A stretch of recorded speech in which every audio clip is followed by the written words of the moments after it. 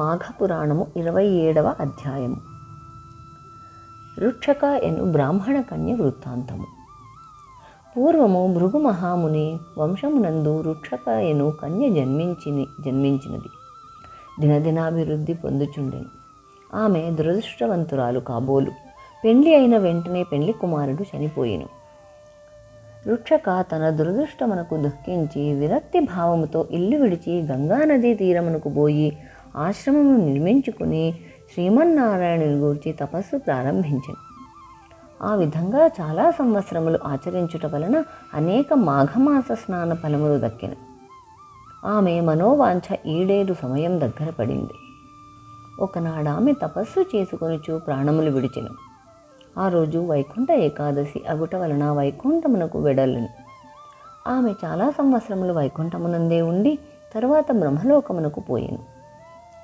ఆమె మాఘమాస వ్రత ఫలము కలిగి పవిత్రురాలగుటచే బ్రహ్మదేవుడు ఆమెను సత్యలోకములో దేవకార్యములు తీర్చుటకు అప్సర స్త్రీగా చేసి తిలోత్తమ అను పేరుతో సత్యలోకమునకు పంపెను.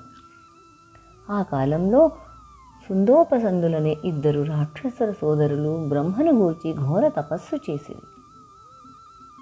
వారి తపస్సు యొక్క ప్రభావమునకు బ్రహ్మదేవుడు ప్రత్యక్షమై మీకేమి కావలేను కోరుకొనుడు అని అనగా, స్వామి మాకు ఇతరుల వలన మరణము కలగకుండా ఉండునట్లు వరమిమ్ము అని వేడుకొనగా, బ్రహ్మ అటులనే ఇచ్చితిని అని చెప్పి అంతర్ధానమయ్యను.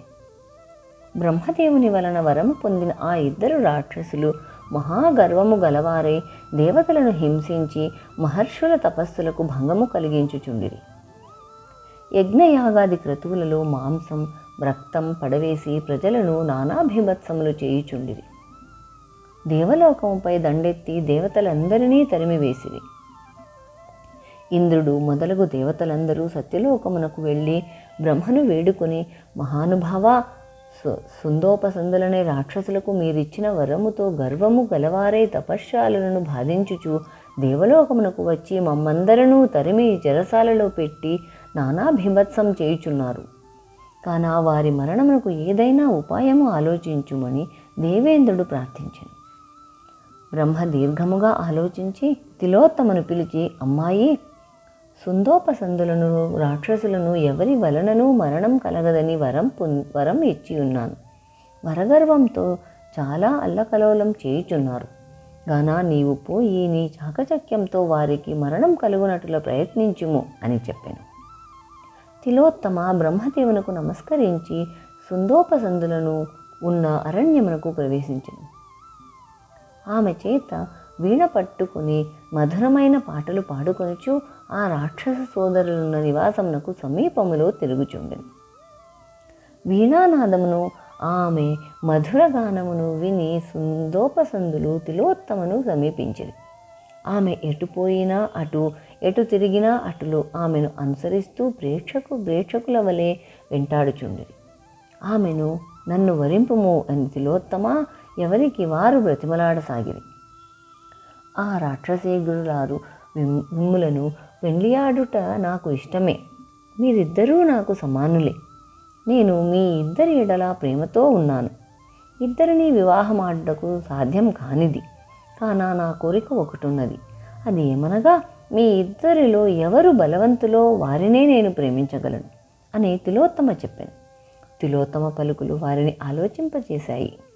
నీకంటే నేను బలవంతుణ్ణి అని సుందుడు అంటే, లేదు నేనే బలవంతుణ్ణి అని ఉపసుందుడు అన్నాడు. ఇద్దరికీ వాగ్వివాదం పెరిగి పౌరుషం వచ్చింది. మనిద్దరిలో ఎవరు గొప్పో తేల్చుకుందాం అంటూ ఘోర యుద్ధానికి తలపడ్డారు. గదాయుద్ధము, మల్ల యుద్ధము చేశారు. పలు రకాల ఆయుధాలతో పోరాడుకున్నారు. చివరిగా కత్తి యుద్ధం చేస్తూ ఒకరి కత్తి మరొకరి కంఠానికి ఖండించడంతో ఇద్దరూ చనిపోయారు. వారిద్దరూ మరణించడంతో దేవతలందరూ సంతోషించారు. తిలోత్తమను పలు విధాలుగా శ్లాఘించారు. బ్రహ్మదేవుడు కూడా సంతోషించి, తిలోత్తమ, నీ చాకచక్యంతో సుందోపసందులను పీడను తొలగించినావు. దేవతలందరికీ ఆరాధ్యరాలవైనావు. ఇదంతా నీవు చేసిన మాఘమాస వ్రత ఫలితమే, కానీ మరొకటి కాదు.